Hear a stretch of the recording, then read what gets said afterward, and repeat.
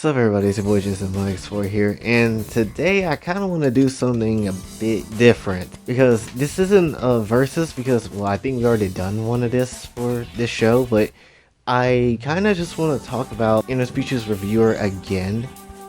Granted, it's been a year and obviously no new season, but I want to bring it up again, mainly because it's interesting, and I don't want to say anything like, oh yes, all the sexy characters and all stuff like that. Granted, it's sexy, it's some good ecchi material. If you haven't seen it, I highly recommend that you go watch it, but that's not the main driving force of this one.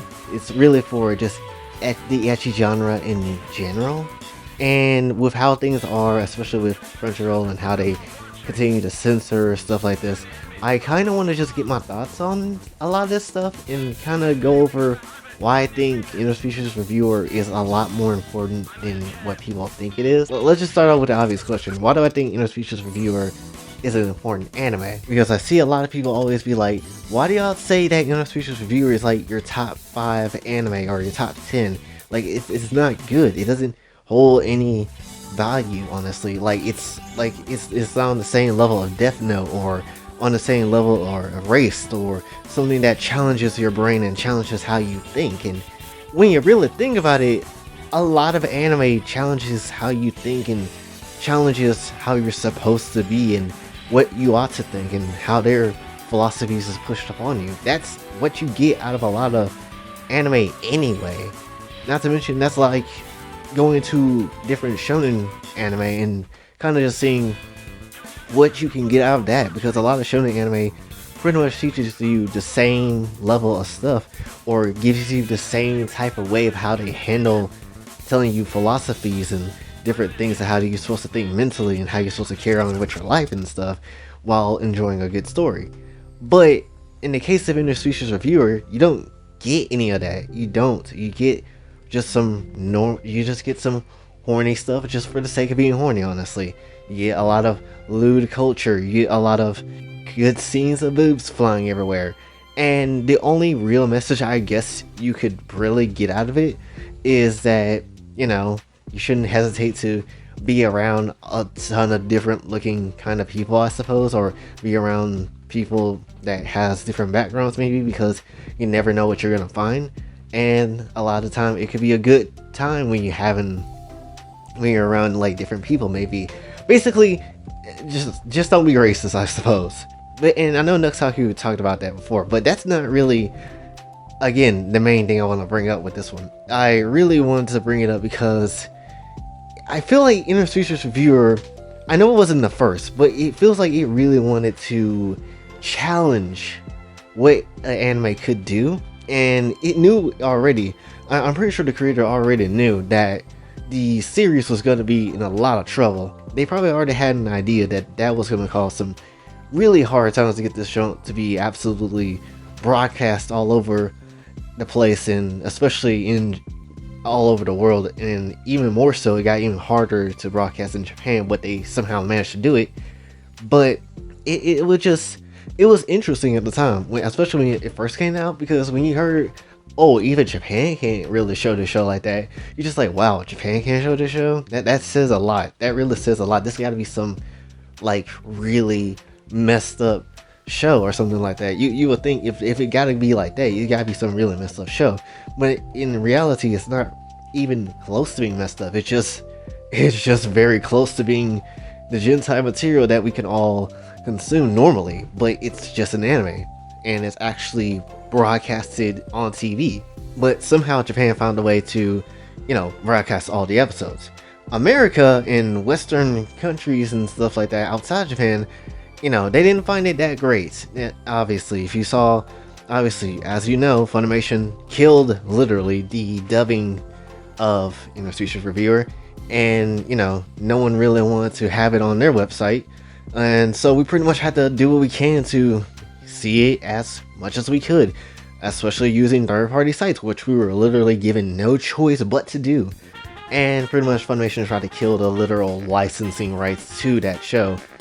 And it got really annoying. It's really annoying when big companies try to back out on something. Basically, as I said before in the Worlds and Harem video last time, when I was talking about Crunchyroll pretty much trying to buy up every single Ecchi anime license and pretty much try to ruin them.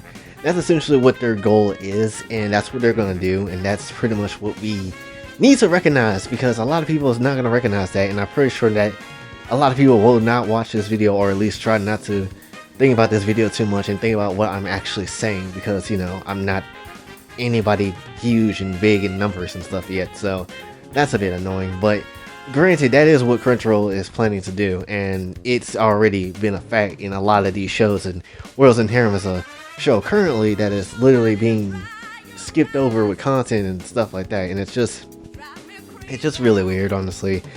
You also got certain Japanese anime studios like TNK that does skip over content and does do weird things with their series as well. So, you know, like how High School DxD had to literally jump ship to another studio because season 3 got jacked up. You know, I really did like season 3, but it just goes to show that there's just certain things in the water of the anime industry that does not work well. And really, when it comes to Interspecies Reviewer, while the companies didn't like it, a lot of people did. A lot of the fans did. And it got so crazy popular to the point it got literally memed all the way to hell to my anime list, where it literally hit #1. And, you know, because it's, you know, it's a meme, obviously it went back down. But still, the fact that it had that much recognition to do that, the fact that it at least trended one time, you know, that says a lot for a show that, you know, got really canned and beaten up by big companies all around. It still shows that there is still a love for this show, absolutely. And if someone goes as far as to say that Interspecies Reviewer was their favorite anime of all time, I wouldn't be surprised, because it actually is.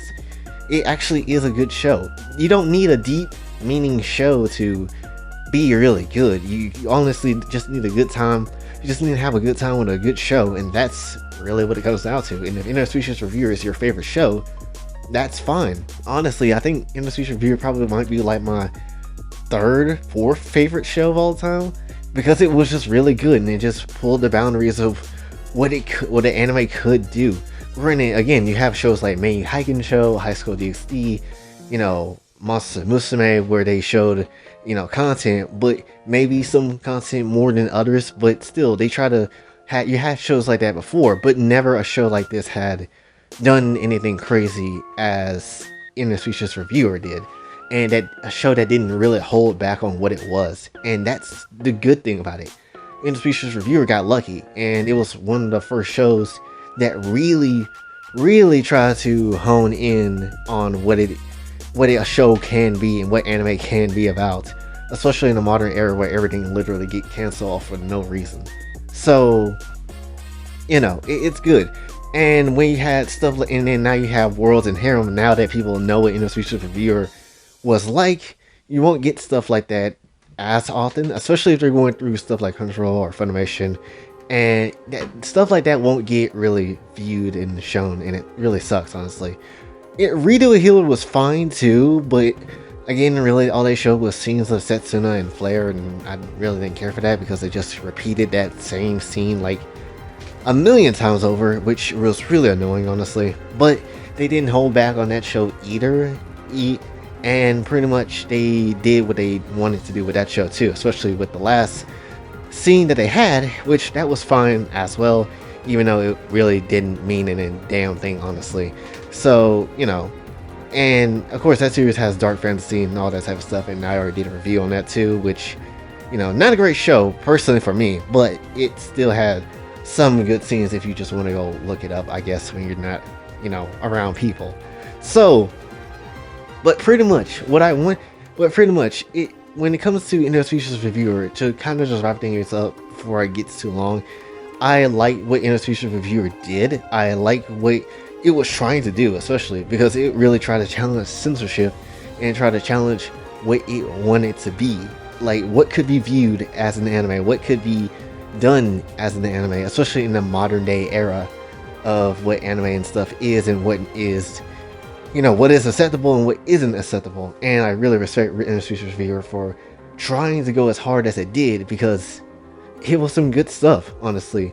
It was good. It got mean to hell. Honestly, it was absolutely one of the animes that really try to beat the crap out of censorship, or at least try to, and people got behind it. It was really good.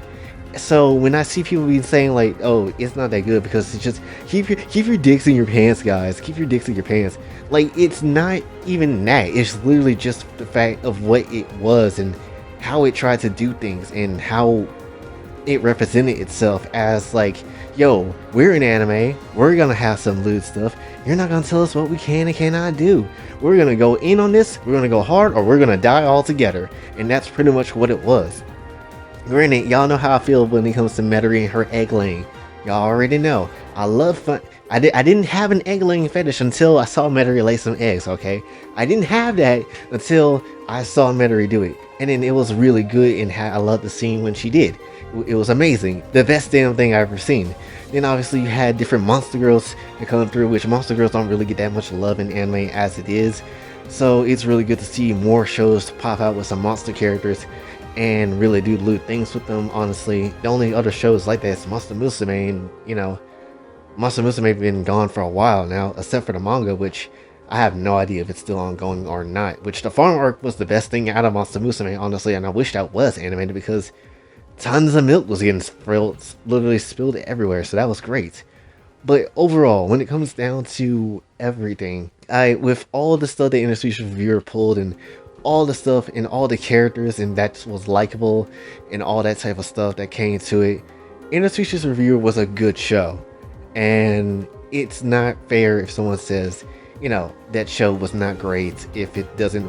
And honestly, a show doesn't need to rival Death Note, Code Geass, and all these other shows that people just deem as normal and good. You don't need to necessarily have that. You just need to have a good show that you enjoy and a good setting and characters and stuff. As long as it's a show that you can personally enjoy, that's what makes it a good anime. You don't necessarily need to be thinking psychologically or thinking about the future and how you should conduct yourself.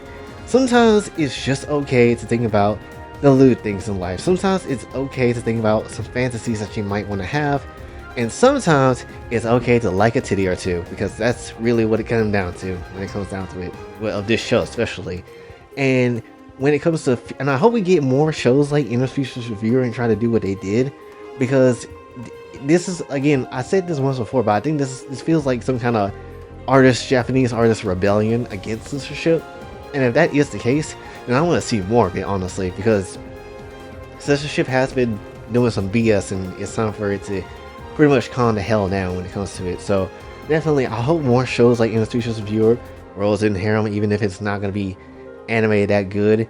I hope more shows like this come into the future, and I hope High School DxD doesn't get the same fate as a lot of these shows when it comes to censorship, because you know how it is now. But hopefully it will do fine and do well. So that's really what I'm hoping for in the future. And hopefully a lot of these Japanese creators and artists realize that Crunchyroll, Funimation ain't the place to go. There's other places that you can go that will be more than happy to have your content there that won't censor you. So hopefully they will understand, while yes, they might not get a bigger audience, there is still other studios out in publication and places and streaming services that will be able to give you what you want. That's pretty much all I want to say for this one. So hopefully you did enjoy. If you did, be sure to like, share, subscribe, hit the bell notification on the way out. Also follow me on Twitter to talking latest donates to the channel. Patreon and Ko-Fi is available as well. And until then, this is your boy Jay. Sun love. Have a blessed day.